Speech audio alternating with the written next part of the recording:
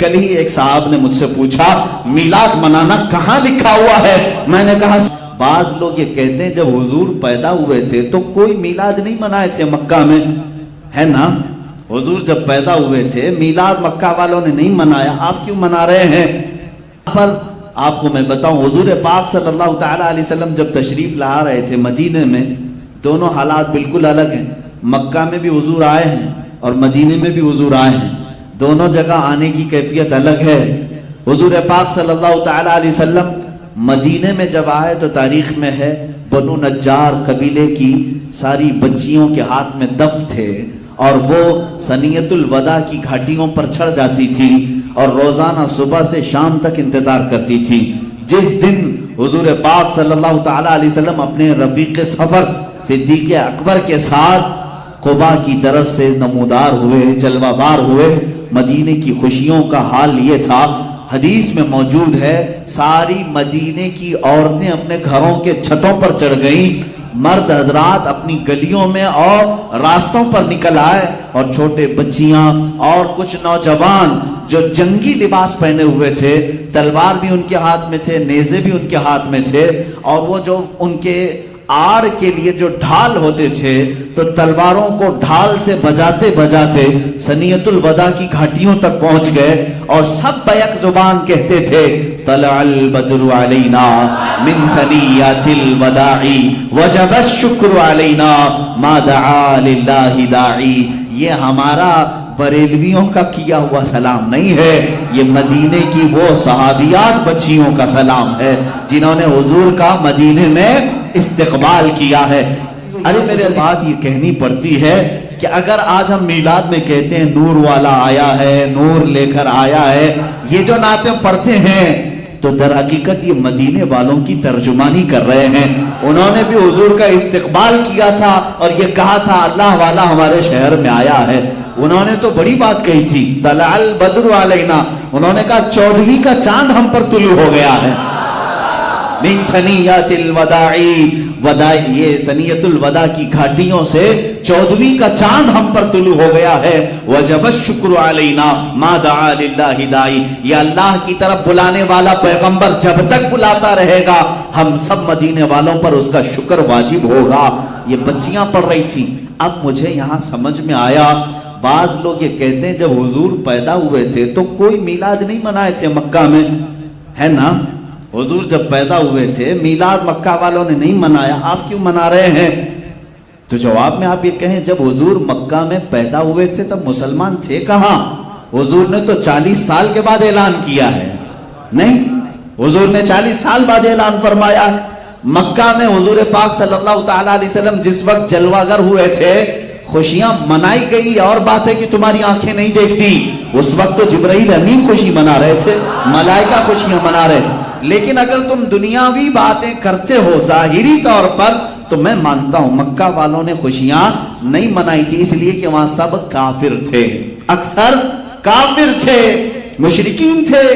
لیکن مجھے یہ بتاؤ مدینے جب وہ رسول آئے تھے تو خوشیاں منائی گئی تھی کہ نہیں؟ اس لیے کہ مدینے میں پہلے سے مسلمان موجود تھے۔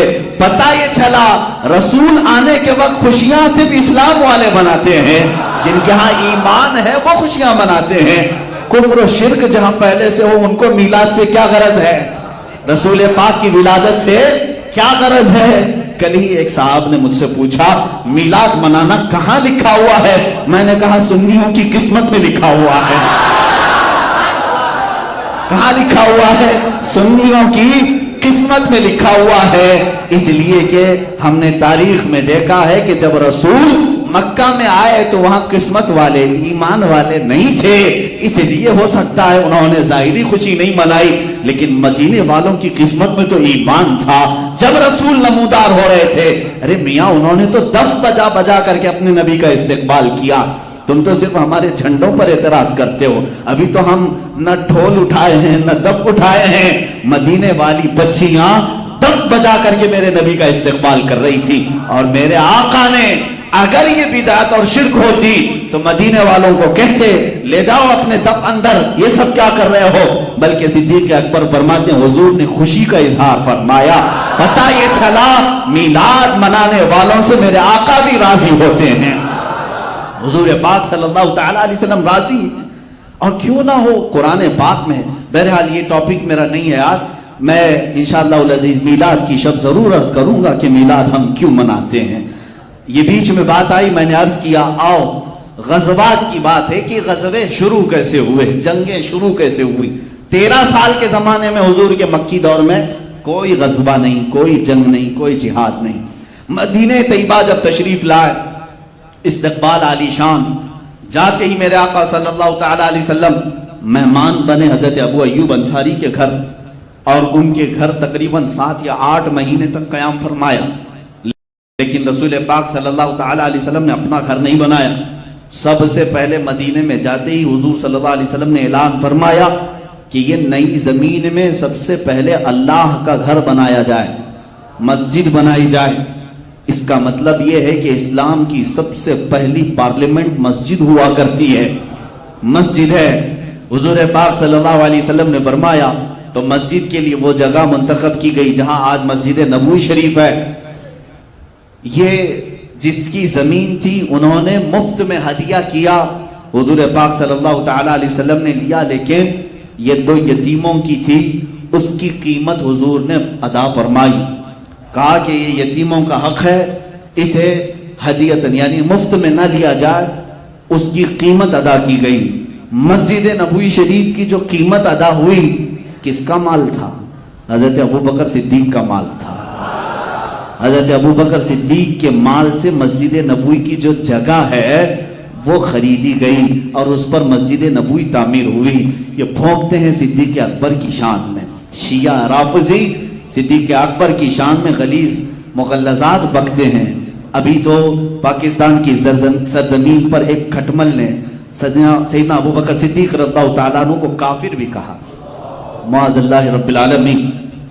उस जलील और बदकार आदमी को दुनिया में भी अल्लाह जिल्लत से रखेगा और आखिरत में भी वो जलील होगा इंशाअल्लाह, जिसके माल से इस्लाम की पहली मस्जिद यानी मस्जिद नबवी तामीर हो रही है। मस्जिद कुबा थी, लेकिन बाज़ाब्ता रसूल की जो मस्जिद है वो मस्जिद नबवी जहां तामीर हुई। उसके बाद हुजूर पाक सल्लल्लाहु तआला अलैहि वसल्लम ने हिजरत के बाद जो सबसे पहला निज़ाम कायम किया, मैं आपको बताता हूं, एक नया मुल्क जब कोई कायम कर रहा होता है सबसे पहली जरूरियात उसकी क्या होती हैं। जब नया मुल्क कायम हो रहा हो, जो भी इस्लाम के बेस पर नया मुल्क कायम होता है उसमें सबसे पहला अपना घर नहीं अल्लाह का घर बनाया जाता है। अल्लाह का घर बना, मस्जिद जैसी बनी, हुजूर पाक सल्लल्लाहु तआला अलैहि वसल्लम ने एक ऐसा अक़द फरमाया। अक़द कहते हैं जोड़ने को, बांधने को, जैसे अक़द निकाह हम कहते हैं, शोहर और बीवी दोनों को जोड़ रहे हैं तो ये अक़द निकाह। अक़द कहते हैं गिरा लगाना, गांठ लगाना। लेकिन रसूल पाक सल्लल्लाहु तआला अलैहि वसल्लम ने मुआख़ात का अक़द किया था, भाई भाई बनाने का अक़द। और तारीख में ऐसा अक़द दूसरा मिलता ही नहीं। हुजूर पाक सल्लल्लाहु तआला अलैहि वसल्लम के लिए जो लोग अपना वतन छोड़कर आए थे, मक्का से, दीगर इलाकों से, सब छोड़कर मदीने आ रहे हैं, और उनको कौन रखेगा? मदीने में वो कहां रहेंगे? उनका खाना पीना, उनकी कमाई का जरिया क्या होगा? ये तो फिक्र थी। तो मदीने में जो लोग मौजूद थे वो अंसार साहबा, और जो हिजरत करके आए थे वो मुहाजिरीन साहबा, सबको जमा किया मेरे आका सल्लल्लाहु अलैहि वसल्लम ने। और उस मजलिस में सुबह से शाम तक मेरे आका ने क्या फरमाया? एक मुहाजिर साहबी को उठाते, एक अंसार साहबी को उठाते, दोनों का हाथ जमा करते और कहते आज से तुम दोनों भाई हो। इस तरह दोनों के भाईचारगी का सिलसिला शाम तक जारी रहा। जितने हिजरत करके आए थे उन सब को हुजूर ने मदीने में रहने वाले अंसार का भाई बनाया। मेरे अजीज, ये खाली बोली नहीं है, ये अल्फाज नहीं है, सहाबा थे वो सहाबा। हुजूर की जुबान की लाज ऐसी रखते थे, एक एक सहाबी जो अंसार हैं वो अपने मुहाजिर भाई को घर ले जाते और उसी दिन शाम में बैठ गए अपनी जायदाद, अपनी प्रॉपर्टी, अपनी मकान सब बता रहे हैं। कहा है मेरे मुहाजिर भाई, मेरा बागीचा इतना बड़ा है, इतने दरख्त उसके अंदर है, मार्केट में 4 दुकानें हैं, मकान इतने हैं, आधी मार्केट तेरी है, आधा बागीचा तेरा है, आधी दुकान तेरी है, आधा घर मेरा, आधा घर तेरा। ہر چیز میں، اس لیے کہ اللہ کے نبی نے جب بھائی بنایا ہے، میری ہر چیز میں آدھا حصہ تیرا بھی ہے۔ یہ صحابہ نے عمل کر کے دکھایا، یہاں تک کہ ایک صحابی فرماتے ہیں انہوں نے آدھا آدھا اتنا کیا کہ ان کی 2 بیویاں تھیں، انہوں نے کہا تم نئے نئے مدینے میں آئے ہو، میں ایک بیوی کو طلاق دیتا ہوں، عدت گزارنے کے بعد تم اس سے نکاح کر لو، اس کا مہر بھی میں ادا کروں گا، اس لیے کہ تم اجنبی ہو، یہاں کیسے شادی کرو گے۔ عزیزان گرامی وقار، یہ انصار صحابہ تھے جو مدینے والے، جنہوں نے مہاجرین کے لیے اپنے پورے سینے کشادہ کیے تھے۔ کسی کے سینے میں ذرا برابر بھی ایسی بات نہیں آئی تھی کہ باہر سے آنے والے ہم پر قابض ہو گئے، نہ، مدینے والوں کا دل اللہ رب العزت نے اتنا نرم بنایا، آج بھی اس کا اثر باقی ہے، آج بھی اثر باقی ہے۔ میں اکثر کو جانتا ہوں اہل مدینہ، جب بھی ہم ان سے ملاقات کرتے ہیں تو ہم یہی کہتے ہیں اہل المدینہ علی رؤوسنا، مدینے والے ہمارے سروں پر ہیں، اس لیے کہ جنہوں نے نبی کا استقبال کیا ہے، ہمیں یقین ہے وہ آنے والے قیامت تک ہر مسلمان کا بھی استقبال کرتے ہیں۔ بعض علاقوں میں مکہ میں دیکھا ہے شدت پائی جاتی ہے، شدت پائی جاتی ہے، لیکن مدینے والے آج بھی نرمی کرتے ہیں حجاج کے ساتھ بھی، جو حج کے لیے آتے ہیں، جو زیارت کے لیے آتے ہیں، ان کے ساتھ بھی نرمی کی جاتی ہے۔ آج تک مدینے کا ایک رواج ہے، آج بھی رواج ہے، اللہ اس کو سلامت رکھے۔ میں نے کافی دن قبل یہ پڑھا تھا کہ جو بھی مدینے میں نیا ان کو دکھتا ہے، جو بھی، وہ لوگ کیا کہہ کر کے پکارتے ہیں؟ کہتے ہیں یا محمد۔ آپ بھی جائیں، اگر آپ کا نام ان کو معلوم نہیں ہو تو یہاں تو آپ پکاریں گے مسٹر فلاں فلاں، نہیں، مدینے والے جس کا نام معلوم نہیں اس کو کہتے ہیں محمد۔ وہ اپنی جانب سے ہر ایک کا نام محمد رکھتے ہیں، اور اگر کوئی دوست بن جائے تو اس کو صدیق کہتے ہیں یا صدیق کہتے ہیں۔ مدینے کا یہ رواج ہے آج بھی۔ ہم نے پوچھا کہ ایسا کیوں کیا جاتا ہے؟ کہا گیا کہ جب سے نئے طریقے سے میرے آقا تشریف لائے تھے، مدینے والوں نے اس خوشی کو آج تک محسوس کیا۔ جب بھی کوئی نیا مدینے میں آتا ہے تو ہم اس کو محمد ہی کہتے ہیں، نام جب تک معلوم نہ ہو اس کو محمد ہی پکارا جاتا ہے۔ عزیزان گرامی وقار، حضور صلی اللہ تعالیٰ علیہ وسلم نے جو اسٹیبلشمنٹ جس کو کہتے ہیں حکومت کا، سلطنت کا، وہ مدینے میں جانے کے بعد قائم فرمائے۔ مسجد بنی، عقد مواخات ہوا، یعنی بھائی چارگی قائم کی گئی۔ اب اسلام کو مضبوط کرنے کا زمانہ تھا۔ رسول پاک صلی اللہ تعالیٰ علیہ وسلم نے صحابہ کے لیے گھر بنانے شروع فرمائے۔ جو گھر بار سب چھوڑ کر آئے تھے ان کے لیے گھر بنائے گئے۔ سب سے پہلے کالونی بنانے کا، لے آؤٹ بنانے کا نظام میرے آقا نے عطا فرمایا ہے۔ بستیاں آج بھی اصحاب صفہ کی مدینے میں، اگرچہ ان کو ویران کر دیا گیا ہے، لیکن مدینے کے مضافات میں حضور نے ایک بہت بڑی جگہ میں صحابہ کے گھر بنائے تھے، بڑے ڈسپلن کے ساتھ۔ جب کسی کی شادی ہوتی تو اس مکان میں شفٹ کیے جاتے۔ کالونی بنانے کا سسٹم میرے آقا صلی اللہ علیہ وسلم کا ہے۔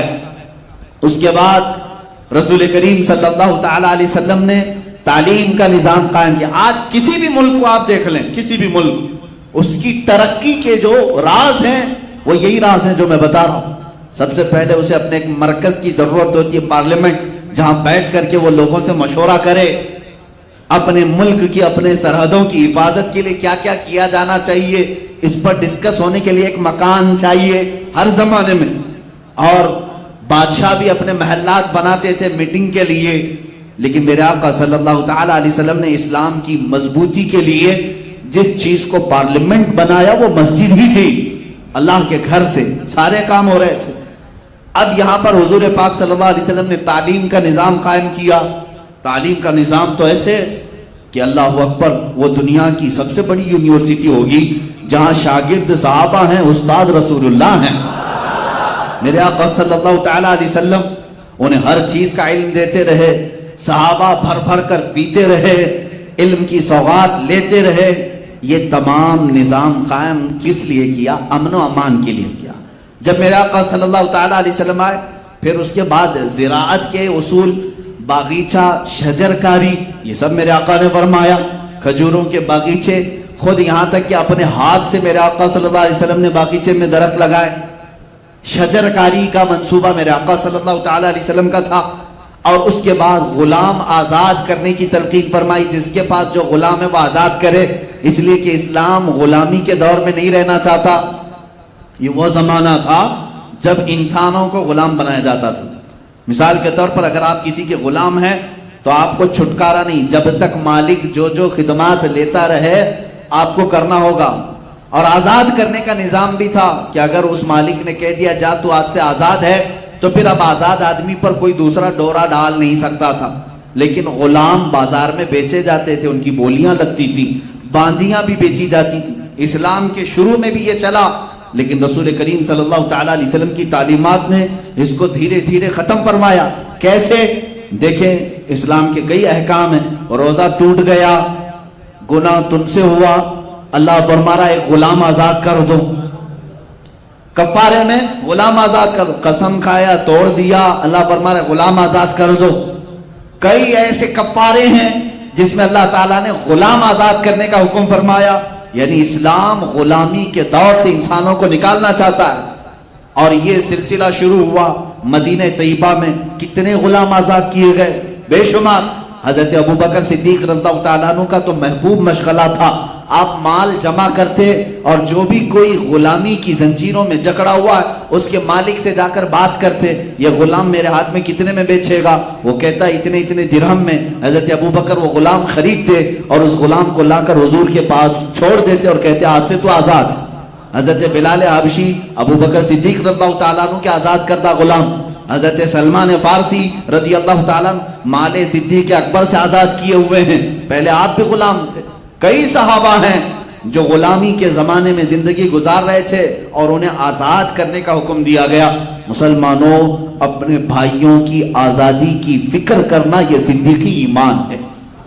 اگر کوئی قید ہے، ناحق اگر کسی کے اوپر مقدمات ہے، جیل میں ہے، تم یہ مت سوچو کہ میں روٹیاں پکا پکا کر کھاتا رہوں، وہ تو گیا ہے اندر۔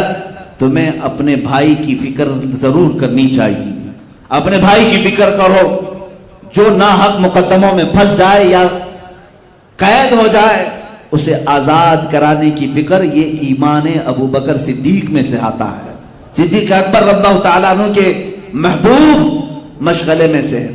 اب یہ جو اسٹیبلشمنٹ ہے سلطنت اسلام کا، مملکت خدا داد جس کو کہیں آپ، جب بھی کوئی ایک نئی کنٹری بنا رہا ہے تو کیوں بنائے گا؟ اس کے فالوورز کے لیے اچھی زمین ملے، اچھی ہوا ملے، سکون و اطمینان کے ساتھ رہے۔ اب میں آپ کو بتاتا ہوں جنگیں کیوں ہوتی اور اسلام کی جنگیں جو شروع ہوئی اس کی وجہ کیا ہے۔ اب میں آپ کے ذہن کو قریب کرتا ہوں، اس کا کچھ لوگ غلط معنی نہ نکالیں۔ میں پوری ایک جماعت کو لے کر شفٹ ہو گیا، چاہنے والے تھے، اللہ والے تھے، یہاں تکلیفیں زیادہ ہو رہی تھی، ایک جگہ ہم شفٹ ہو گئے۔ مقصد کیا تھا ہجرت کرنے کا ہمارا؟ تاکہ لوگوں کے فتنوں سے دور ہو جائیں، ہم اللہ رب العزت کے نظام پر آزادی کے ساتھ عمل کر سکے۔ بات یہی ہے، ہم سب ایک جگہ جمع ہوئے ہیں۔ ہمارا مقصد تو یہی ہوگا کہ ہم اپنے بچوں کو خوب پڑھائیں گے، زمینوں پر محنت کریں گے، زراعت ہوگی، فصل ہوگی، ہم کھائیں گے، خوشیوں سے رہیں گے، اس اصول پر عمل کریں گے، کسی کو نہیں چھیڑیں گے، ہم اللہ کی رضا چاہیں گے، یہی رہے گا ہمارا مقصد۔ چلیے اب دوسرا مسئلہ، اب آپ چلے آئے میرے ساتھ سارے لوگوں کے فتنوں سے دور، اب ہم نے ایک جگہ بھی محفوظ کر لی، سب کچھ اچھا چل رہا ہے، لیکن دشمنوں کو دیکھا نہ گیا، وہ ادھر بھی آنا شروع ہو گئے۔ اب جو ہم نے نیا نظام قائم کیا تھا اس پر شب خون مارنے لگے، جگہ جگہ سے مسلمانوں کو یا ہماری جماعت کو قید کرنے لگے، ایک ایک کو گرفتار کرنے لگے۔ اب کیا ہوگا بتاؤ؟ ہم وہاں سب چھوڑ کر کے آئے تمہارے فتنوں سے بچنے کے لیے، تم یہاں بھی آ رہے ہو، تب تلوار اٹھانی پڑتی ہے، تب ڈیفنس کرنا پڑتا ہے۔ عزیزان گرامی، یہ پوری دنیا کا دستور ہے۔ تم اسلام کو جرم کے اعتبار سے دیکھتے ہو، ان ظالموں سے میں کہتا ہوں جن کے ہاتھوں میں ہزاروں لوگوں کا خون ہے آج، جو کرسیوں پر بیٹھے ہیں اور اسلام پر تھوکتے ہیں، اللہ رب العزت ان کے لیے کافی ہے، جو اسلام کے متعلق یہ کہتے ہیں کہ ہر ایک کو تلوار کے زور سے انہوں نے اپنے اندر کیا. تم کیا کر رہے ہو آج؟ تم کون سے زور سے ڈرون تیار کر رہے ہو، پیٹریوٹ میزائل، نیوکلیئر، ان تمام ہتھیاروں کی خریداری میں ایک دوسرے سے آگے بڑھنے کی سب کی دوڑ ہے اور سب یہی طاقت بنانا چاہ رہے. نہیں ہے، آج ہر کنٹری اپنے سرحد کی حفاظت کر رہی ہے کہ نہیں کر رہی؟ ہر ملک اس کی اپنی فوج ہے، اس کے اپنے سولجرز ہیں. بارڈر پر ہر ایک کنٹری نے سولجرز لگا رکھے ہیں. اگر کوئی دوسری کنٹری والا اس میں داخل ہوتا ہے تو کیا ہوا؟ اس کو مرحبا مرحبا کہہ کے بلا لیں گے. کوئی ایک ملک والا دوسرے ملک میں زبردستی گھسے، بلا لیں گے. میں پوچھتا ہوں، ہندوستان ہمارا محبوب وطن ہے، ہمارا آبائی وطن ہے، لیکن اس کی سرحدوں کی حفاظت بھی ہماری ذمہ داری. ہم اگر سرحدوں پر کھڑے رہیں، کوئی بھی اگر اس میں داخل ہونا چاہے، چائنا جیسے گھس رہا ہے، پاکستان کی طرف سے دراندازی ہو، بنگلہ دیش کی طرف سے ہو، کسی بھی پڑوسی ملک سے ہو، میں پوچھتا ہوں کیا ملک کی حفاظت کرنے والی جو بھی آرمی ہے یا جو حکومت ہے باہر کے ملک والے کو مرحبا کہہ کر کے اندر لے لے گی؟ اگر لیتی ہے تو اس کو بزدل کہتے ہیں. جیسے آج ہماری حکومت انہوں نے تو قبول کیا ہے بہت ساری جگہوں پر، چائنا کو بھی اندر لے لیا، ان کو بھی اندر لے لیا، اور ادھر 56 انچ کا بتاتے گھومتے ہیں ہمارا اتنا بڑا سینہ ہے، اتنا بڑا سینہ ہے. تمہارے سینے کی کیا ضرورت ہے؟ عزیزان گرامی وقار، کوئی بھی ملک کسی بھی ملک کی دراندازی کو ایکسپٹ نہیں کرتا. یہی اسلام نے کیا. مدینہ طیبہ جب میرے آقا تشریف لے گئے، مدینہ محفوظ و مامون تھا، صحابہ اکرام سب اچھائی سے وہاں عمل کر رہے تھے. لیکن مکہ کے مشرکین، اندازہ کرو آپ 400 کلومیٹر دور سے بھاگ کر کے مدینے میں خرابی پیدا کرنے کے لیے آ رہے ہیں. 400 کلومیٹر سے آ رہے ہیں. مدینہ آئے، راتوں رات آئیں گے، کسی کے کھجوروں کے باغ میں آگ لگا کر بھاگ جائیں گے. جو مسلمان کام کر رہے ہوں ان میں سے کسی ایک کو گرفتار کریں گے، ان کو قتل کر کے بھاگ جائیں گے مکہ. یہ ساری چیزیں مدینے میں آ کر کے وہ کر رہے تھے. مجھے بتاؤ کیا رسول پاک صلی اللہ تعالی علیہ وسلم کو ڈیفنس کا حق نہیں تھا؟ صحابہ اکرام اپنی سرحدوں کی حفاظت نہیں کریں گے؟ اسی لیے ہم کہتے ہیں ہم کو یا اسلام کو نہ چھیڑو مت، اس لیے کہ بہت دن تک اللہ ہمیں صبر کا حکم دیتا. 13 سال تک صبر کا حکم دیا، لیکن تمہاری چھیڑ خانی زیادہ ہو گئی، تب پھر مولا نے بدر میں جانے کا حکم دیا. اور وہ دھول چٹائی کہ 14 صدیاں ہو گئی، درد ابھی بھی ان کا کم نہیں ہو سکا. خیبر میں وہ دانت توڑے ہیں مولا علی کرم اللہ وجہہ الکریم نے، کہ 14 صدیوں بعد بھی یہودیوں کے سینوں میں ابھی بھی زخم موجود ہے. آج بھی وہ تڑپ رہے ہیں اس شکست کو لے کر. یہ لیکن شروعات کس نے کی تھی؟ کیڑا کاٹا کس کو تھا؟ کسے کھجلی ہو رہی تھی؟ امن و امان کو غارت کرنے کی کون سوچ رہا تھا؟ مکہ والے. جبکہ انہیں یہ ہونا چاہیے تھا مکہ چھوڑ کر کے چلے گئے، جانے دو، ہمارے وطن میں کچھ نہیں ہو رہا ہے. نہیں، لیکن وہ مکہ سے اپنے وفد بھیجتے، مدینے رات میں آ کر باغیچوں میں آگ لگا رہے ہیں، مزدور صحابہ کو پکڑ کر مار رہے ہیں، کوئی تجارت میں جا رہا ہے تو اس کا مال لوٹ رہے ہیں. تو کیا یہ برداشت کیا جائے گا؟ اب اسلام نیا ملک بنا چکا ہے، اب برداشت نہیں ہوگا. یہ سلطنت خدا داد تھی. اب اللہ کے نبی صلی اللہ تعالی علیہ وسلم کے ساتھ جو معاملات ہوئے وہ یہ ہے، کئی غزوے ہوئے ہیں. جنگ بدر کا نام تو آپ نے سنا، یہ اسلام کی پہلی بڑی جنگ ہے، لیکن تقریباً 5 یا 6 جنگیں اس سے قبل بھی ہوئی، لیکن اس میں لڑائیوں کی نوبت نہیں آئی. مٹبھیڑ ہوئی، وہ ادھر سے ادھر چلے گئے، ادھر سے ادھر آ. لیکن جس میں جنگ ہوئی گھماسان کی وہ بدر تھی. یہ 2 ہجری کی بات ہے. رسول پاک صلی اللہ تعالی علیہ وسلم اپنے صحابہ کو لے کر مدینہ طیبہ سے تقریباً 160 کلومیٹر دور تک تشریف لائے، اس لیے کہ ابو سفیان بہت بڑا مال کا قافلہ لے کر مکہ سے تجارت کے لیے ملک شام جا رہا ہے. اب آپ سوچیں مال کس کا ہے بیچنے جو جا رہے ہیں؟ یہ وہ صحابہ جو اپنے گھر چھوڑ آئے تھے، ان کا سب سامان سمیٹ کے ملک شام بیچنے جا رہے ہیں، ان کا بھی اس میں مال تھا، مکہ والوں کا بھی مال تھا، تو کیا مدینے میں آئے ہوئے صحابہ کا اتنا حق نہیں تھا کہ ہمارا مال ہمیں دے دو؟ صحابہ گئے، جنگ کی غرض سے نہیں گئے تھے، لڑنے کی نیت سے نہیں، جنگ کی غرض سے جاتے تو سارا سامان ہتھیار لے کے جاتے۔ جنگ بدر میں جن لوگوں صحابہ کے ساتھ جو سامان تھا، تاریخ پڑھیں گے تو آپ کو حیرت ہوگی، 313 مسلمان ہیں، ان میں 8 گھوڑے ہیں، 8 یا 12 یا جو بھی، 1 عشرے سے زیادہ گھوڑے نہیں، سب پیدل ہیں، اور اکثر کے پاس تلواریں نہیں۔ بعض صحابہ کہتے ہیں کچھ لوگوں کے پاس تلواریں ہیں تو ایسی کہ سبزی بھی نہیں کٹتی تھی اس سے۔ یہ بدر میں جانے والے صحابہ ننگے پیر چل رہے ہیں، اور جب بدر کے میدان کے قریب پہنچے، یہاں تو صرف مطالبہ کرنا تھا، جو ہمارا مال مکہ میں ہم چھوڑا ہے تم بیچنے کے لیے ملک شام لے جا رہے ہو، ہمیں دے دو ہمارا مال۔ لیکن ابو سفیان راستہ کاٹ کر کے ملک شام پہنچ بھی گیا، تجارت بھی کیا، نفع بھی کمایا، واپس مکہ بھی پہنچ گیا، مکہ چلا گیا۔ لیکن ابو سفیان نے پہلے سے مکہ خبر بھیج دی تھی، اے مکہ والو، محمد صلی اللہ علیہ وسلم اپنے ساتھیوں کے ساتھ مدینے سے باہر آ چکے ہیں، ہمارا قافلہ لوٹ لیں گے، مال سب ختم ہو جائے گا، تم سب آ جاؤ۔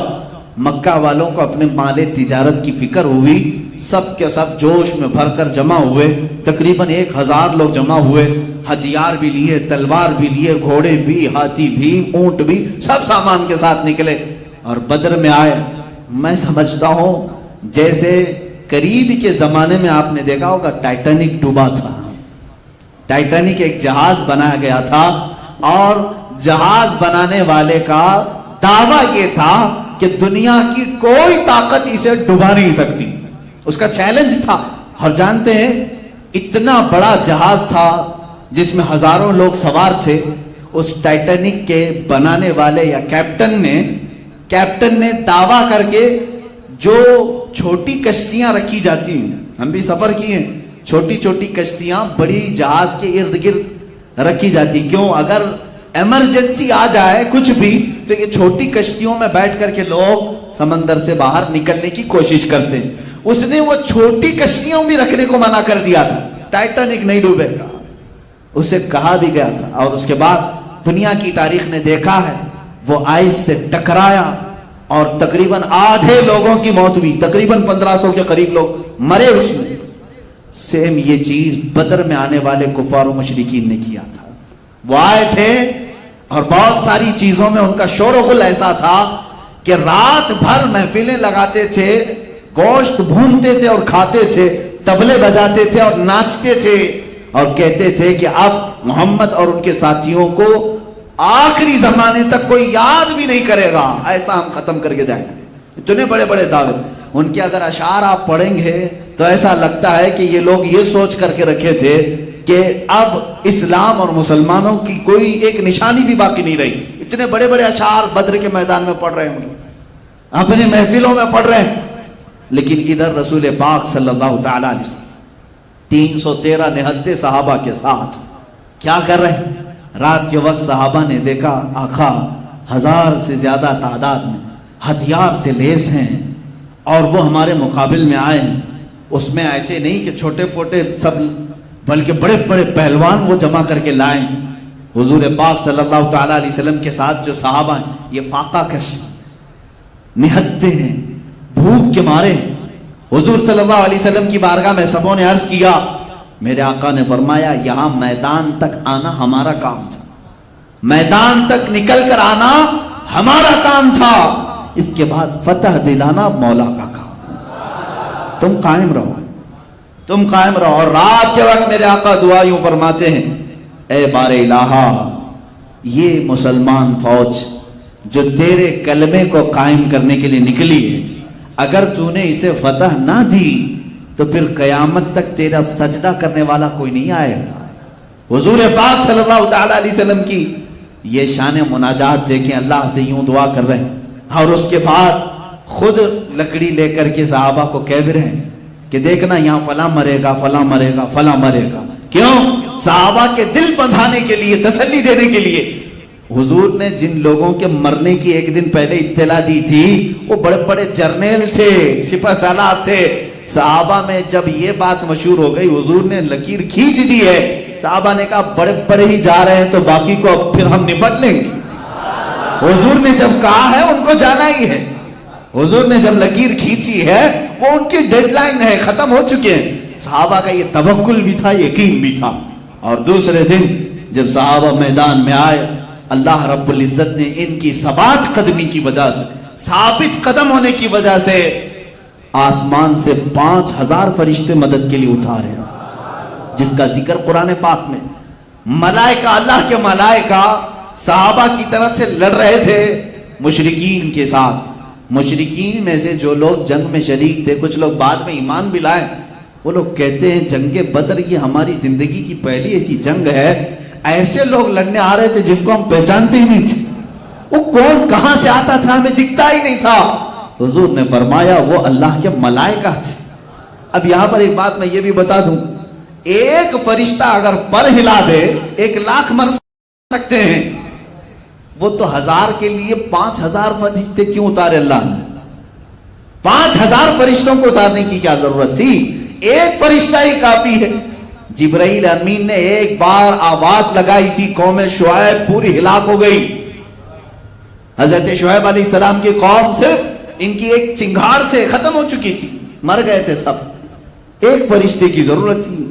लेकिन मुहद्दिसीन फरमाते हैं रब तबारक व तआला ने रसूल के दीवानों की अजमत और शान बताने के लिए इतने फरिश्ते उतारे।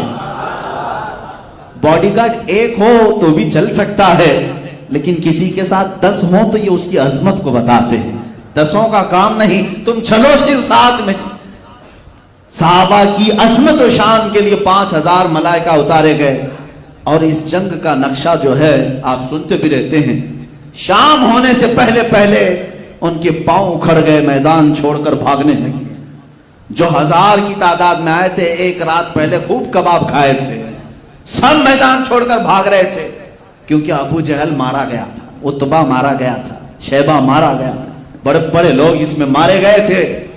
अब इसमें उमैया जो हजरत बिलाल का आका था, मालिक था, जो हजरत बिलाल को पत्थर रखता था उनकी पुश्त पर, रस्सी बांधकर घुमाता था, वो जंगे बदर में आया, बड़ा हट्टा कट्टा पहलवान। उसको बांध करके सहाबा गिरा चुके थे लेकिन कत्ल नहीं कर रहे थे। हुजूर सल्लल्लाहु तआला अलैहि वसल्लम ने फरमाया बिलाल को बुलाओ, अपनी पूरी जिंदगी की भड़ास निकाल ले। मैं ये लफ्ज कह रहा हूं सिर्फ आपके लिए, वरना वो अपने दिलों की भड़ास के लिए किसी को कत्ल नहीं करते थे, अल्लाह की रजा के लिए। जो दुश्मन खुदा है उसको तह देख किया है। अजीजा निगरानी, जंगे बद्र का नक्शा पूरा उलट गया, जैसे वो चाहते थे वैसा नहीं हुआ। अल्लाह जैसा चाहता है वैसा होता है। शाम तक ये जंग खत्म हुई। मेरे आका सल्लल्लाहु तआला अलैहि वसल्लम के हाथ क्या क्या आया? पूरा माले गनीमत जो मक्का वाले लेकर के आए थे सब छोड़ कर गए। जंगों का निजाम यही है, जब कोई फतह याब हो जाए तो दुश्मन जो माल छोड़े उसको कहते हैं माले गनीमत। माले गनीमत ये फतह पाने वाली फौज का हिस्सा होता है। वो माले गनीमत सहाबा को बहुत सारा हाथ में आया और 70 लोग कैदी बनाए गए और 70 लोग मारे गए। नुकसान इस्लाम का क्या हुआ था? 14 जानें गई थी, 14 सहाबा शहीद हुए थे, बस इसके अलावा कुछ नहीं। इनकी सबात कदमी और इनकी इस्तिकामत ऐसी थी, तलवारें न होकर के भी अल्लाह की जात पर तवक्कुल कैसा था। मेरे अजीजों, इस पूरी जंग से जो सबक मिलता है, इस जिहाद से, पहली बात तो यह है कि तुम छेड़ो मत। लेकिन अगर तुम्हारे मालो मता इज्जत और आबरू के साथ कोई खिलवाड़ करे, कोई तुम्हारे दीन पर हमलावर हो, तो हुजूर ने यह भी नहीं कहा तस्बीह लो कहो अल्लाह अल्लाह अल्लाह अल्लाह, दुश्मन को हिलाक कर दे, दुश्मन को हिलाक कर दे, ये भी नहीं। हुजूर ने फरमाया मैदान में बाहर आओ, अपने जानिसारों के साथ आओ, अपना हक मांगो। हक का तलब करना ये इंसान की अपनी जिंदगी का मकसद यानी फंडामेंटल राइट है, उसका हक है ये। हुजूर पाक सल्लल्लाहु तआला अलैहि वसल्लम के साथ सहाबा है, क्या हुजूर मदीने में बैठ कर की दुआ नहीं कर सकते थे? मस्जिद नबवी में बैठ करके جیسے آج اجتماعی دعائیں ہو رہی نا جگہ جگہ پر، اجتماعی دعا ہو رہی ہیں، اللہ اسرائیل کے منہ میں کیڑے پڑ جائیں، تم بیٹھو یہاں پر تسبیح ہلاتے رہو، دعا کرتے رہو۔ بعض لوگ یہ کہتے ہیں نہیں نہیں نہیں، ان کے ساتھ کیا پروٹیسٹ کریں، کیا احتجاج کریں، ہم یہاں بیٹھ کر کے دعا کرتے ہیں۔ ابھی NRC اور CAA کے ٹائم پر میں نے بہت محسوس کیا، معاف کرنا کچھ لوگوں کی گستاخی ہو، کچھ لوگ روزہ رکھنے کی تلقین کر رہے تھے، اچھی بات ہے، جمعرات روزہ رکھو، NRC ختم ہو جائے، تسبیح پڑھو، یہ فلاں تسبیح بہت اثر ہے، یہ جلالی ذکر ہے، ذکر کرو، سب ختم ہو جائے۔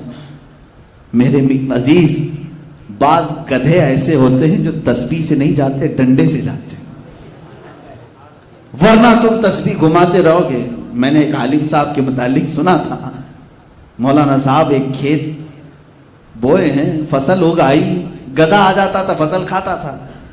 اب حضرت تسبیح لے کر بیٹھتے تھے، دعا کرتے تھے، اللہ گدھے کو دور کر دے، گدھے کو دور کر دے۔ جیسے مشہور محاورہ ہے، جل تو جلال تو آئی بلا کو ٹال تو۔ یہ بعض لوگ کہتے ہیں یہ تسبیح ہے، بلائیں جاتی ہے اس سے، بعض لوگ کہتے ہیں۔ تو مولانا صاحب تسبیح پڑھتے رہتے تھے، اور وہ گدھا روز کھاتا تھا، روز فصل کھاتا تھا۔ کچھ نوجوان تھے جو محبت کرتے تھے، انہوں نے دیکھا حضرت تو اٹھیں گے نہیں اور ان کی تسبیح ہاتھ میں ہی رہی، انہوں نے ڈنڈا اٹھایا اور گدھے کو مارا، گدھا چلا گیا، دوبارہ نہیں آیا۔ انہوں نے حضرت سے کہا کہ حضرت سارے گدھے تسبیح سے نہیں جاتے، کچھ گدھوں کے لیے ڈنڈا اٹھانا پڑتا ہے، اگر صرف تسبیح سے ہی جاتے تو عمر فاروق کے کوڑے کی ضرورت نہیں ہوتی۔ نظام تمہارا قائم ہوتا ہے، تمہارے حقوق طلب کرنے کی تمہارے اندر عادت ہونی چاہیے۔ آج ہمیں بزدل بنایا جا رہا ہے، آج بزدل بنایا جا رہا ہے۔ لفظ جہاد لانے سے منہ پر بہت سارے لوگ ڈر جاتے ہیں، ایسا لگتا ہے کہ کوئی ناپاک ورڈ ہے، میرے عزیزوں کوئی گالی ہے، یہ ایک پوتر لفظ ہے، مقدس لفظ ہے، اور پوری دنیا کو اصل میں کہتا ہوں جہاد رسول پاک صلی اللہ علیہ وسلم نے کر کے دکھایا ہے کہ اپنے ملک کی حفاظت کیسے ہوتی ہے، اپنے ملک کی حفاظت کیسے ہوتی ہے، یہ حضور سے لوگوں نے سیکھا ہے۔ آج جو اسرائیل پوری دنیا میں ناچ رہا ہے، اور ڈیفنس کی طاقت جس کی سب سے زیادہ ہے، دنیا پورے ہتھیار کس سے خرید رہی ہے؟ اسرائیل سے خرید رہی ہے۔ کہتے ہیں اس کا ڈیفنس کا جو پاور ہے وہ بہت زیادہ سخت ہے، اس پر کوئی اٹیک نہیں کرے گا۔ میں آپ کو تاریخ بتاؤں، 1965 یا 1955 کی بات، اسرائیل کا شروع کا دور ہے یہ۔ اس وقت جو وہاں کی ایک پرائم منسٹر تھی، اس سے واشنگٹن کے ایک نیوز رپورٹر نے ایک انٹرویو لیا تھا، کیونکہ اس کی پالیسی کیا تھی، اس زمانے میں اسرائیل میں کرائسس چل رہے تھے، قحط تھا، لوگوں کے پاس مال کم، جاب نہیں تھے، اتنی ترقی یافتہ نہیں تھا، لیکن وہ پرائم منسٹر جو لیڈی تھی وہ امریکہ سے ہتھیار خرید رہی تھی، ڈیفنس کے سامان خرید رہی تھی، تو ملک میں اس کے خلاف ایک لہر چل رہی تھی، جو اپوزیشن تھے وہ سب اٹھ کھڑے تھے۔ اس زمانے میں جب ملک میں کرائسس ہیں، ڈیفنس کے لیے خریدنے کی کیا ضرورت ہے، پھر بھی اس نے خریدا۔ اس وقت ایک نیوز رپورٹر نے اس کا انٹرویو لیا، جو اب جا کر کے لیک ہوا تھا، جس کو میں نے پڑھا تھا۔ اس نے انٹرویو میں پوچھا کہ محترمہ، اس زمانے میں آپ اتنا بڑا جو سٹینڈ لے رہی ہیں، فیصلہ لے رہی ہیں، ملک میں حالات خراب ہیں اور بڑے بڑے ہتھیار آپ اس وقت خرید رہے ہیں، کیا کرو گے ہتھیار؟ اس عورت نے کہا یہ جو کھانے پینے کے معاملات ہیں، دوپہر میں کھاتا ہے آدمی، شام میں بھول جاتا ہے۔ آپ کو کسی کو معلوم ہے پچھلے مہینے مجھے بھوک لگی تھی؟ کس کو معلوم ہے؟ یاد بھی نہیں رہتا، بھوک آتی ہے جاتی ہے۔ اس خاتون نے کہا لیکن اگر تمہاری سرحدیں محفوظ نہیں تو تمہاری جان بھی جا سکتی۔ وہ عورت کہتی ہے میں نے یہ جو سٹینڈ لیا، یہ جو ڈیفنس کے سامان خریدے، ایک شخص سے میں بہت امپریس ہو کر کے کی۔ اس نے پوچھا کون ایسا شخص ہے؟ وہ کہتی ہے پروفیٹ محمد صلی اللہ علیہ وسلم۔ یہودی عورت ہے، جیوز، ان کو کیا لینا دینا ہے؟ وہ کہتی ہے میں نے پڑھا ہے ان کو۔ کہا کیا پڑھا آپ نے؟ انٹرویو میں وہ عورت کہتی ہے میں نے دیکھا محمد صلی اللہ تعالی علیہ وسلم کے جو فالوورز تھے ہمیشہ بھوکے رہے ہیں، اکثر ان کے گھروں میں کھانا ہی نہیں آتا تھا، بلکہ وہ خود فاقے میں تھے۔ یہاں تک کہ میں نے تاریخ میں پڑھا ہے محمد صلی اللہ علیہ وسلم کا جس رات انتقال ہوا، جس دن انتقال ہوا، اس رات ان کے گھر میں چراغ جلانے کے لیے بھی تیل نہیں تھا. یہ تاریخ میں موجود ہے، حدیث پاک میں. ان کے گھر میں چراغ جلانے کے لیے تیل نہیں تھا. لیکن وہ عورت کہتی ہے اسی گھر میں بہت قیمت والی 9 تلواریں لٹک رہی تھی. اس میں عالی شان امپورٹڈ تلواریں تھیں، باہر ملکوں سے لائی ہوئی، اس زمانے میں جو مشہور تھی وہ ان کے پاس تھی. جس کے گھر میں چراغ جلانے کے لیے تیل نہیں اور بڑے بڑے ڈیفنس کے ہتھیار ہیں، تو میں نے اسی سے یہ سمجھ لیا اپنی قوم کی بقا ڈیفنس سیکھنے سے ہے. میں کہتا ہوں عزیزوں، پوری کائنات جو آج اپنا ڈیفنس سیکھی ہے، یہ میرے رسول پاک کا احسان ہے ان پر. اللہ کے نبی صلی اللہ تعالی علیہ وسلم نے قوموں کو بتایا کہ تمہاری سرحدیں محفوظ کیسے ہوتی، دشمن سے مقابلہ کیسا ہوتا ہے. اب میں غزوات کی بات کروں. ایک غزوہ بدر کا ذکر میں نے کیا. تقریباً حضور پاک صلی اللہ تعالی علیہ وسلم کی زندگی پاک میں 26 یا 27 الگ الگ روایات غزوات آئے، جس میں سے 9 میں جنگیں ہی نہیں ہوئی، یعنی مڈبھیڑ ہوئی لیکن مقابلہ نہیں ہوا. باقی 17 یا 18 جنگیں ایسی ہیں جس میں جنگ ہوئی، گھماسان کی ہوئی. کچھ میں مسلمانوں کو شکست ہوئی اور کچھ میں اللہ رب العزت نے ایمان والوں کو فتح عطا کیا، لیکن اکثریت فتح پانے والوں کی. صرف ایک جنگ ہے، جنگ احد، جو جیتی ہوئی جنگ تھی لیکن بعد میں شکست میں آ گئی. اب دوسری جو جنگ ہے اسلام کی، وہ جنگ احد، بڑی جنگ بتا. یہ کیوں ہوئی تھی؟ اس کا بھی سبب یہی تھا، چھیڑا نہیں تھا مسلمانوں نے. جو بدر میں زخم کھائے گئے تھے مکہ میں، 1 سال تک بیٹھ کر تیاری کرتے رہے، بدلہ لینا ہے بدلہ لینا. بدلے کی آگ نے ان کو اتنا بھڑکایا کہ 10,000 کی تعداد میں جمع ہوئے اور بڑی تعداد میں وہ لوگ پھر آئے مدینے پر چڑھائی کرنے کی. اب مجھے بتاؤ، کیا اب رسول پاک کے دیوانوں کا اتنا بھی حق نہیں تھا کہ اپنے مدینے کی حفاظت کریں؟ مدینے کی حفاظت کے لیے حضور پاک صلی اللہ تعالی علیہ وسلم نے اپنے صحابہ کو حکم دیا، سب باہر نکل آئے. احد پہاڑ کے دامن میں یہ جنگ ہوئی تھی. ایک خطا تھی، ایک غلطی ایسی ہوئی جس کی وجہ سے یہ جنگ جو فتح سے شکست میں تبدیل ہو گئی. ایک اونچا ٹیلا تھا. جنگ میں جو حالات ہوتے ہیں وہ لوکیشن کا بہت زیادہ اعتبار ہوتا ہے. آپ کہاں کھڑے ہیں، دشمن کہاں ہے، یہ جنگی مہارتیں رکھنے والے اچھی طرح سے جانتے ہیں. مثال کے طور پر آپ اونچائی پر ہیں، دشمن نیچے ہے، تب تو سمجھ لو کہ تمہارے ایک چانس ہی چانس ہے. نیچے سے اوپر کیسے حملہ کرے گا، لیکن اوپر والا تیر برساتا ہی رہے گا. تم اوپر والے سے مقابلہ نہیں کر پاؤ گے. تو لوکیشن جو بھی جنگوں کے ہوتے تھے چنے جاتے تھے. حضور پاک صلی اللہ تعالی علیہ وسلم احد کے میدان میں جیسے پہنچے، جو اونچا ٹیلا تھا وہ جبل رمات، پہلے حضور نے اس پر قبضہ کر لیا اور 50 تیر انداز صحابہ کو وہاں کھڑا کر دیا. اب صحابہ ایک طرف ہیں جبل رمات کے نیچے اور 50 اوپر، اور مشرکین سامنے سے آئے. اب وہ ادھر نیچے والوں سے لڑتے کہ یا اوپر والوں کے تیر کھاتے. معاملہ ایسا ہو گیا کہ دوپہر نہیں ہوئی، تیر اتنے برسائے انہوں نے کہ وہ میدان چھوڑ کر بھاگ گئے. نیچے والے الگ پیٹ رہے تھے، اوپر والے الگ مار رہے تھے. یہ حضور پاک صلی اللہ علیہ وسلم کی حکمت عملی تھی. وہ جنگوں کے لوکیشن کو بھی بہتر طریقے سے ترتیب دیتے تھے، اور حتیٰ کہ کون سپاہی کہاں کھڑا رہے، جھنڈا کس کے ہاتھ میں رہے، یہ سب میرے آقا کے فیصلوں پر ہوتا تھا. اللہ کے نبی صلی اللہ تعالی علیہ وسلم نے تیر اندازوں کو اوپر کھڑا کیا، تلوار والوں کو نیچے، جھنڈے والوں کو الگ مقام پر. اور کچھ ایسے ہوتے تھے جن کو مقدمت الجیش کہتے ہیں، یعنی سامنے ایک فوج کی ٹکڑی ہوتی تھی، وہ سیدھے دشمن کی صفوں میں گھس جاتے، ہلا مچ جاتا، سامنے کی صفیں ٹوٹ جاتی، تو پھر دشمن جو ہے اپنی صفوں کو بنانے میں ہی وقت گنوا دیتے تھے. تو اس میں جنگوں میں ترتیب ہوتی تھی کہ آگے والا، جس کو میمنہ کہتے ہیں، دائیں والا میسرہ کہتے ہیں، بائیں والا، الگ الگ بانٹ کر کے میرے آقا رکھتے تھے. اب ہوا یہ کہ مشرکین بھاگ گئے، اوپر کے تیر کھا کھا کر بھاگ گئے. اب ہوا کہ وہ 50 لوگوں کو میرے آقا نے فرمایا تھا جب تک میں نہ کہوں نیچے مت اترنا. حضور نے کیا فرمایا تھا؟ جب تک میں نہ کہوں نیچے مت اترنا. لیکن وہ مشرکین جب بھاگ گئے تو یہ 50 جو صحابہ تھے تیر انداز، انہوں نے کہا حضور نے تو جو فرمایا تھا جنگ ختم ہونے تک کے لیے، دیکھو نیچے وہ سب چھوڑ کر بھاگ گئے. باقی جو نیچے جو صحابہ تھے وہ مال غنیمت جمع کر رہے تھے. اوپر والوں نے کہا چلو ہم بھی نیچے جا کر مال غنیمت جمع کرتے ہیں. بعض صحابہ نے کہا انتظار کرو، حضور نے فرمایا جب تک میں نہ کہوں اترنا مت. تو وہاں 2 جماعتیں ہوئی، تقریباً 40 صحابہ اتر گئے، 10 باقی رہے.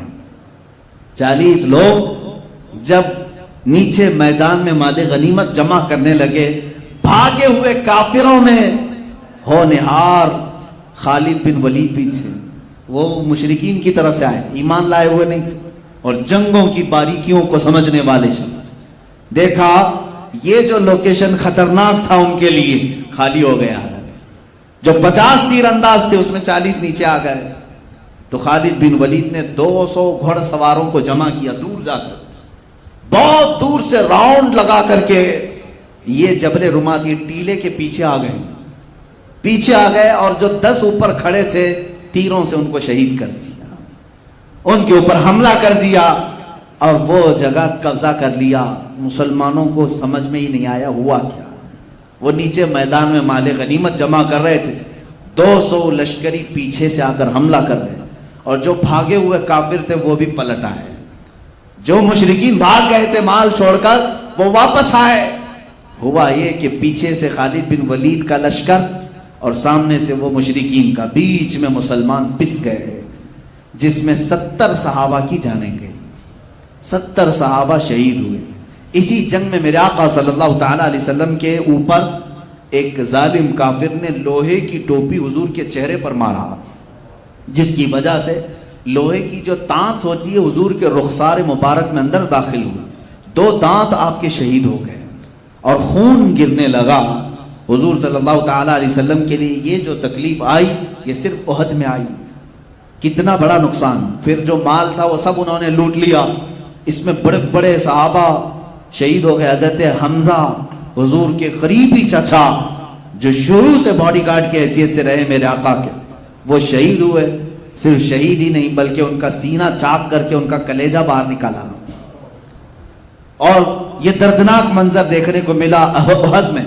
حضرت عبداللہ بن جہش رضی اللہ تعالیٰ ان کو بھی کاٹ کر کے ان کے کان، ہونٹ، ناک سب کو ایک کافر نے سوئی میں پیرو کر ہار بنایا، ہار بنا کر کے پہنا. حضرت مصعب بن عمیر رضی اللہ تعالیٰ جو سفیر اسلام تھے، اسلام کے خطوط لے کر بادشاہوں تک جاتے تھے، وہ شہید ہو گئے. بڑے بڑے صحابہ اس میں فوت ہوئے. اب مجھے بتاؤ اتنا بھاری جو نقصان ہوا کس کی بدولت ہوا؟ حضور پاک کے ایک فرمان کو ٹال دینے سے 70 جانیں صحابہ کی گئی. آج اندازہ کرو میرے عزیزو، آج جو تم رسول پاک کے فرامین کو ٹالتے ہو، اب 70 نہیں 70 لاکھ جانیں بھی جا سکتی ہیں. کیونکہ قرآن کہہ رہا ہے فَلْيَحْذَرِ الَّذِينَ يُخَالِفُونَ عَنْ أَمْرِهِ أَن تُصِيبَهُمْ فِتْنَةٌ أَوْ يُصِيبَهُمْ عَذَابٌ أَلِيمٌ. اللہ فرماتا چاہیے کہ لوگ میرے رسول کے حکم کی خلاف ورزی کرنے سے بچیں، ورنہ میں اللہ فرما رہا ورنہ ان قریب تم کو فتنوں میں مبتلا کر دیا جائے گا یا دردناک عذاب میں گرفتار کر دیا جائے گا. تم جو آج رسول پاک کی نافرمانی پر لگے رہو گے، جانیں جائیں گی. آج جو ہلاکتوں کا بازار ہے یہ یوں ہی نہیں. ان کے جو ہم غلام تھے، خلق کے پیشوا رہے، ان سے پھرے، جہاں پھرائی کبھی وقار میں. ہمارے وقار عزت میں جو کمی آئی صرف اس لیے کہ چہرہ تمہارا وہاں سے پھر گیا. تم نے کیریکٹر کس کے اپنایا؟ آج کس کو رول ماڈل بن رہے ہو؟ ہر نوجوان کا حال یہ ہے، فلموں کی اسکرین پر دکھائے جانے والی گندی تصویریں ان کے رول ماڈل ہیں، تمہارے وہ ماڈل ہیں. ان کو دیکھ کر کے ان کے آئیڈیل بناتے ہو، ان کے چلنے کی طرح چلنے کی کوشش، ان کے کھانے کی طرح کھانے کی کوشش، ان کے پہننے کی طرح پہننے کی کوشش. اگر وہ ننگا گھومے تو بچہ ہمارا ننگا گھومنے میں فخر کرے. تم نے جن کو اپنا آئیڈیل اور رول ماڈل بنایا ہے تو تمہارے ساتھ تو یہ ہونا ہی ہے. چند دنوں کے بعد دیکھنا کہ تمہارے گھروں کے اوپر کیا بلائیں نازل ہوں گی. مشرکین تمہارے نام سے چڑھتے ہیں آج بھی, تمہارا وجود یہ دیکھنا نہیں چاہتے. قرآن نے بہت پہلے ہمیں سمجھایا یہ تم سے کبھی نہیں راضی ہوں گے. تم اپنے آپ کو پورا بدل لو, کچھ بھی کر لو, یہ راضی نہیں ہوں گے جب تک تم ان کے دین میں نہیں داخل ہو جاؤ. تمہارا دھرم پریورتن کرنا چاہتے ہیں, سب کو اپنے اندر داخل کرو.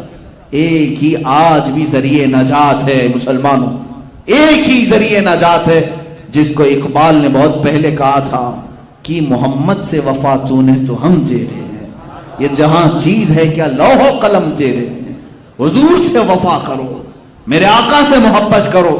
جنگ احد میں جو صحابہ سے خطا ہوئی وہ جان بوجھ کر نہیں ہوئی, انجانے میں ہو گئی. ان کی خطائیں اجتہادی تھی, اجتہادی خطا تھی, لیکن اس پر بھی اللہ کا عتاب آیا کہ شکست ہو گئی جنگ, 70 جانیں چلی گئی, مال پورا چلا گیا, بڑے بڑے صحابہ شہید ہوئے, رسول پاک کے دندانے مبارک شہید ہوئے.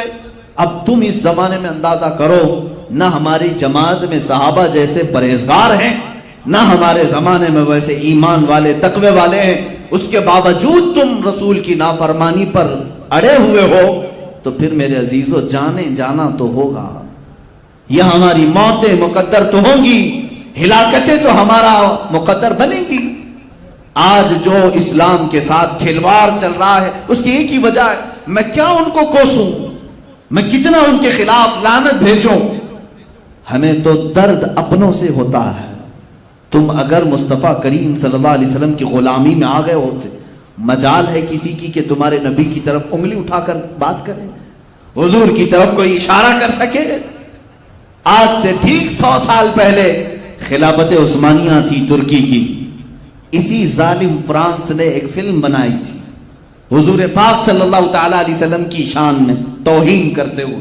اس فلم کی ریلیز ہو رہی تھی, اس سے پہلے سلطان عبدالحمید ثانی نے فرانس کے ایمبیسیڈر کو بلایا, اس کے سر کے سامنے تلوار ہلائی اور کہا, سنا ہے فرانس میرے رسول کے خلاف فلم بنا کر ریلیز کرنا چاہتا ہے, اسے بند کرو, اسے بند کرو. اس سفیر نے کہا وہ تو عام ہو گئی, وہ تو ریلیز ہونی ہی ہے, اس کو تو ریلیز ہونا ہے. ہمارے ہاں آزادی رائے کا خیال کیا جاتا ہے, ہر ایک کے لیے فلم بنتی ہے. سلطان عبدالحمید نے کہا تو پھر تیار ہو جاؤ, پوری دنیا کو میں تمہارے سر پہ کچل کر کے رکھوں گا. جس نے میرے نبی کی توہین کی, میں آج ہی پوری امت اسلامیہ میں جہاد کا اعلان کرتا ہوں. صرف جہاد کا لفظ سلطان عبدالحمید ثانی کی زبان پر کیا آیا کہ فرانس کی گھگی بن گئی. اسی دن وہ فلم ختم ہو گئی, نہ ریلیز ہوئی نہ کہیں پھیلی. ایک قائد اسلام کی ضرورت ہوتی ہے جو للکارے تو پھر دنیا کے پسینے چھوٹیں. یہ وہ لوگ تھے جو ایمان میں کامل تھے, رسول پاک سے عشق اور محبت میں وفاداری کا انہوں نے حق ادا کیا ہے. آج ہماری باتیں تو صرف نعروں میں رہ گئی ہیں, ہماری باتیں صرف الفاظ میں رہ گئی ہیں. عزیزہ نگرامی وقار, یہ جو حالات ہم پر پیش آ رہے ہیں اس کی ایک وجہ ہمارے برے اعمال. تم ان کے ہو جاؤ میرے آقا صلی اللہ تعالیٰ علیہ وسلم کے, پھر کوئی نہیں چھیڑے گا تمہیں. یہ تمہارے ایمان کی گرمی ناپنے کی کوشش کرتے ہیں, یہ تمہارے عشق رسول کا بخار ناپتے ہیں. لیکن پھر بھی آج جو فرانس میں گستاخیوں کے کارٹون بلڈنگوں میں لگائے گئے ہیں اور گستاخانہ کارٹون لگا کر کے وہ یہ سمجھتے ہیں کہ ہم اسلام کو نیچا دکھانے میں کامیاب ہو گئے, یاد رکھو میں آج کے اس منبر سے اعلان کرتا ہوں, فرانس کی ظالم حکومت اس میلاد میں دیکھے گی انشاءاللہ. تم نے ایک محمد کا کارٹون بنایا ہے, ہر نوجوان کے سینے پر محمد لکھا ہوا پاؤ گے, ہر نوجوان کے سینے پر محمد لکھا ہوا پاؤ گے. اس لیے کہ ہمارے بزرگوں نے ہمیں یہ سکھایا ہے کہ خدا ایک پر ہو تو ایک پر محمد. اگر قلب اپنا دوپارہ کروں میں, اگر میں اپنے دل کے 2 ٹکڑے کروں, ایک پر اللہ ہوگا ایک پر محمد ہوگا. یہ میرا ایمان ہے. تم کارٹون بنا کر سوچتے ہو تمہیں حضور کی صورت کا پتہ کیا ہے, حضور تھے کیسے. تم نے جس کا بنایا ہے وہ کوئی اور ہوگا. میرا حبیب تو محمد تھا جس کو اللہ نے نام ہی ایسا رکھا मोहम्मद का मतलब होता है सबसे ज्यादा तारीफ किया हुआ। दुश्मन भी अगर मेरे नबी का नाम लेगा तो उसकी जुबान से भी मेरे नबी की तारीफ हो ही जाएगी।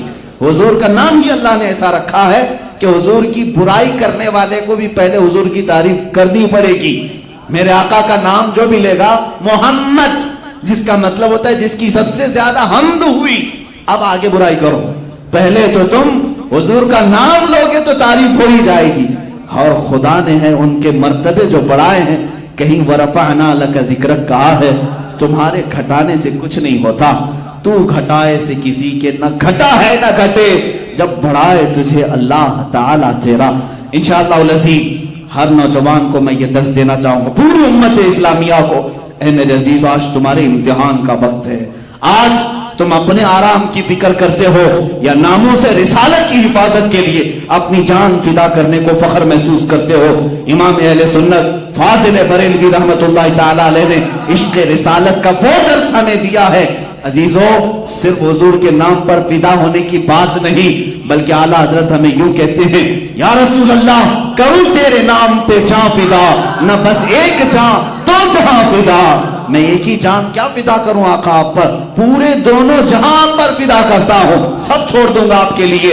करूं तेरे नाम पे जान फिदा, न बस एक जान दो जहां फिदा। अरे दो जहां से भी नहीं जी भरा, करूं क्या करोड़ों जहां नहीं। आका अगर मेरे पास करोड़ों जहां होते, हर जहां मैं सिर्फ आपके नाम पर फिदा करता। और अल्लामा जामी कहते हैं, फिदाए नक्श नाले नत कुनम जान या रसूल अल्लाह। लोग कहते हैं आका आपके नाम पर मेरी जान हाजिर है, आपके जिस्म पाक की हिफाजत के लिए मेरी जान हाजिर है।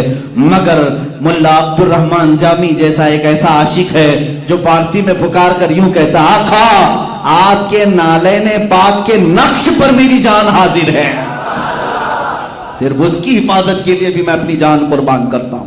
मेरे अजीजों, ये जो जिहाद का लफ्ज है, जिसको तुम्हारी जुबानों पर लाने से तुम भी कतराते हो, डरते हो, उलमा से भी मैं कहता हूं इससे कोई तुम्हें कतराने की जरूरत नहीं। मैं साबित करके बताऊंगा।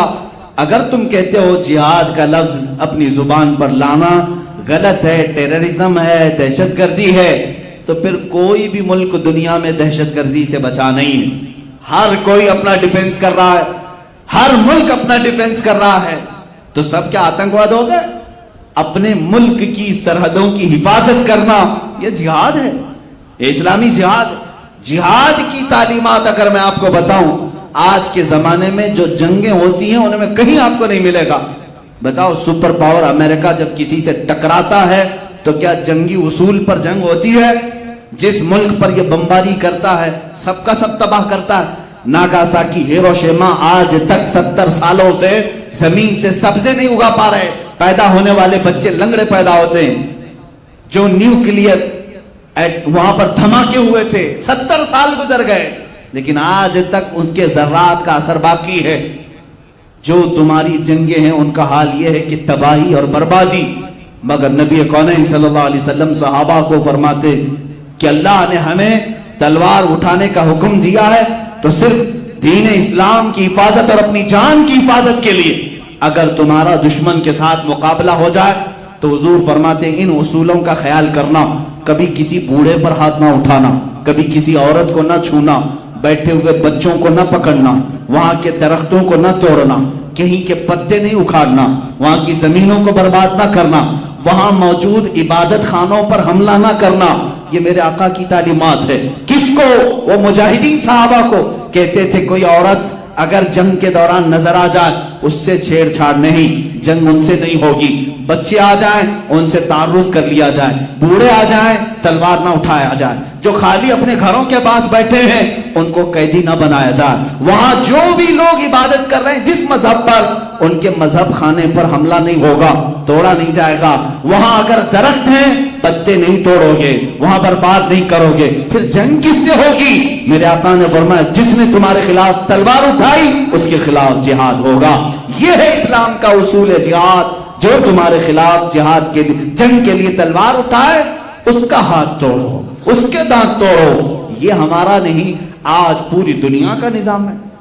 आज पूरी दुनिया का निजाम, पूरी जंगों का आपको मैं अगर असबाब ही बता दूं, जंगे बद्र क्यों हुई, वजह क्या थी, जंगे उहद क्यों हुई, वजह क्या थी, जंगे खंदक क्यों हुई, वजह क्या थी, हुनैन क्यों हुई, मौता क्यों हुई, तबूक क्यों हुई, सब में वजह यही रहेगी, सब में वजह यही है। मुशरिकीन मक्का जमातें बना रहे हैं और मीटिंगें कर रहे हैं। बाज में तो हुजूर को पहले से खबर हो गई आका वो आपके खिलाफ जंग की तैयारियां कर रहे हैं, तब हुजूर ने भी अपने साथियों को जमा किया।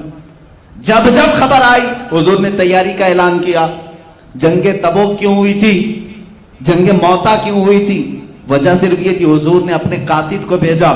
आज भी दुनिया का निजाम है, अगर तुम किसी मुल्क के एम्बेसडर को मार दोगे तो दो मुल्कों में टकराव होगा, इसीलिए एम्बेसीज की बहुत ज्यादा हिफाजत होती है, सिफारत खानों की बहुत हिफाजत होती है। अगर तुमने यहां पर किसी दूसरे मुल्क के सफीर को मार दिया, उस मुल्क का तुम्हारे साथ झगड़ा शुरू हो जाएगा, पहले से ही निजाम है। हुजूर का सफीर, हुजूर के एक सफीर हारिस बिन उमैर रज़ियल्लाहु ताला अन्हु एक बादशाह के पास जा रहे हैं खत लेकर मेरे आका का, बीच रास्ते में एक जालिम ने उनको पकड़ा जो उस बादशाह का एक बाजगुजार था, उसने उनको दर्दनाक अंदाज में कत्ल किया, बेदर्दी से मारा, उनके टुकड़े कर दिए। जब कासिद को मारा जाता है, हुजूर पाक सल्लल्लाहु अलैहि वसल्लम ने फरमाया हमारे सफीर के साथ उन्होंने बदतमीजी की, बुरा सलूक किया, और उस जमाने के भी उसूल में यह था कि नहीं छोड़ा जाता था। जंग मौता इसीलिए हुई, जंग तबूक इसलिए हुई कि हुजूर सल्लल्लाहु ताला अलैहि वसल्लम के खिलाफ वो लोग मुल्क शाम में फौजें जमा कर रहे थे, रोमी लश्कर जमा है, फलां लश्कर जमा है, हुजूर पर हमला आवर होने की कोशिश कर रहे हैं। मेरे आका ने फरमाया हुजूर ने जितने जिहाद की या तो मदीने के आसपास या तो फिर सहाबा को लेकर बहुत दूर चले जाते। क्यों? इसलिए कि जब जंग होती है तो जिस इलाके में जंग होती है सब टूट फूट जाता है, सब बर्बाद होता है, घर टूटते हैं, दरख्त टूटते हैं, क्या क्या नहीं बर्बाद होता। हुजूर हमेशा मदीने की हिफाजत चाहते थे, कोई भी जंग मदीने में ना हो। सहाबा को लेकर बहुत दूर चले गए। जंगे तबूक जो है मदीने से 800 किलोमीटर दूर हुई है, तकरीबन 800 किलोमीटर दूर वहां पहुंचे, वहां मुकाबला हुआ। मौता भी ये जॉर्डन में हुई है, आज का जो उर्दून है जॉर्डन। हुनैन, जंग हुनैन मक्का से भी 100 किलोमीटर दूर है, ताइफ के करीब ये जंग वहां हुई। वहां पर भी किस लिए, जितनी भी जंगें हैं, पढ़ो मेरे जवानों, पढ़ो मेरे अजीजों, हर गज़वे का सबब क्या था अगर तुम निकालोगे, यही होगा कि ये हुजूर के खिलाफ ताकत इकट्ठा कर रहे थे, फौज जमा कर रहे थे, हथियार जमा कर रहे और सीधे मदीने पर आकर हमला करने की कोशिश कर रहे हैं। जंगे खंदक क्यों हुई, खंदक क्यों हुई, कहां हुई, मदीने से बाहर हुई, सिर्फ 1 किलोमीटर बाहर। मुझे बताओ हुजूर लड़ने के लिए मक्का गए थे या मक्का वाले आए थे? जंगे बद्र में मक्का वाले आए, जंगे उहद में मक्का वाले आए, जंगे खंदक में मक्का वाले आए। हुजूर ने तो अपनी जिंदगी में डिफेंस सिखाया है सहाबा को। यही उसूल हमारा होना चाहिए, किसी को छेड़ो मत, और अगर कोई छेड़े तो छोड़ो मत, यही इस्लाम का उसूल। अब